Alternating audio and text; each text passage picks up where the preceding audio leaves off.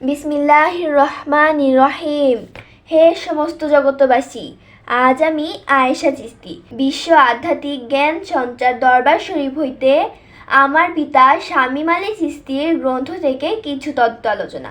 গ্রন্থটির নাম হলো শরীয়তের পেট থেকে হাকিকত ও মারিফতকে উদ্ধার। আজকের আলোচনাটি হলো কামেল পীরের কি লক্ষণ, এই নিয়ে কিছু তত্ত্ব আলোচনা।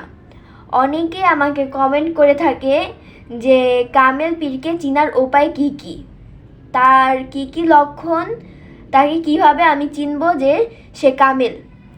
তার জন্য আজকের এই আলোচনাটি করা। যিনি একজন কামেল পীর, তাহার কি লক্ষণ এবং তাহার কি গুণ জ্ঞান থাকা উচিত। তিনি সর্বসময় আস্তে কথা বলবেন, কখনো মুখ বেফাস করিয়া কথা বলবেন না। তাহার প্রতিটি কথায় থাকবে ওজন ও গুণ জ্ঞান। কখনো কোনো ব্যক্তির অপরাধ দেখলেও তাকে অপরাধী বলে ডাকবে না। নিজেকে সর্বসময় অপরাধী মনে করিয়া থাকবেন। কেউ তাহাকে অপবাদজনক কথা বললেও তিনি হাসি দিয়া কথা বলে এবং প্রতিবাদী হয়ে কথা বলবে না। নিচু হয়ে নীরব হয়ে কথা বলবে। যাহারা গরম হইয়া আসিয়াছিলেন তাহারা নরম হইয়া ফিরিয়া গেলেন। আবার একদিন ক্ষমা চাইতেও আসিলেন তারা। আরও একটি মূল বিষয় হইল, আমি মুর্শিদ হইতে হইলে কোন মুর্শিদ হব? আমি জগতে এসে জন্মান্তরে নিজেকে ভুলিয়া গেছি, তাই আমি আমাকে চেনার জানার জন্য একজন পীর ধরিব। এই কারণে ধরিব, আমি আমাকে চিনতে হবে, জানতে হবে। আমি আমাকে না চিনতে পারলে আমার রবকে চিনতে পারবো না। তাই বলছি যে পীরের কাছে আমি যাইব বায়াতের দিন, যিনি আমার এবং আমার আল্লাহর পরিচয় আমার দেহের মধ্যে দেখাইয়া দিতে পারিবে।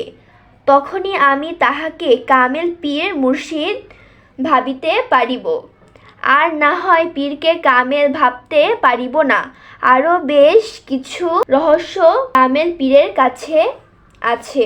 একজন কামেল পীরের দ্বারা যদি কখনো অলৌকিক ঘটনা হয়, পীর সাহেব তিনি কাহারও কাছে প্রকাশ না করে গোপন করিয়া থাকে, নিজেকে সর্বদা ছোট্ট করিয়া রাখে। আরও বিষয় হলো, নিজেকে প্রচারের জন্য উঠিয়া পড়িয়া লাগে না। পৃথিবীতে যতদিন বাঁচিয়া থাকেন ততদিন অর্ধেক মরার মতো বাঁচিয়া চলেন, ফিরিয়া চলেন। পৃথিবীর কোনো সম্পদ করিবে তাহার কোনো লোভ লালসাও নেই। কোনো ভক্ত আসে কিছু করিতে চাইলে করুক, কিন্তু তাহার দুনিয়াবি কোনো চাওয়া পাওয়া নেই। ওহি এলোহাদ বা স্বপ্ন যদি কোনো ভক্ত আসে কেহ দেখে, তাহার যদি ব্যাখ্যা দেয়, তাহলে দেখা যায় পীর সাহেব এর ব্যাখ্যা অনুযায়ী ঘটনাটি ঘটিয়া থাকে। কখনো দেখা যায় মুখে কিছু বলে দিলেও তাও হইয়া যায়। একজন কামেল পীরের এই গুণগুলি না থাকিলে তিনি কামেল পীর নয়। আর যদি এই গুণগুলি থাকে তাহলে বুঝে নিবেন তিনি হইলেন একজন কামেল মুর্শিদ।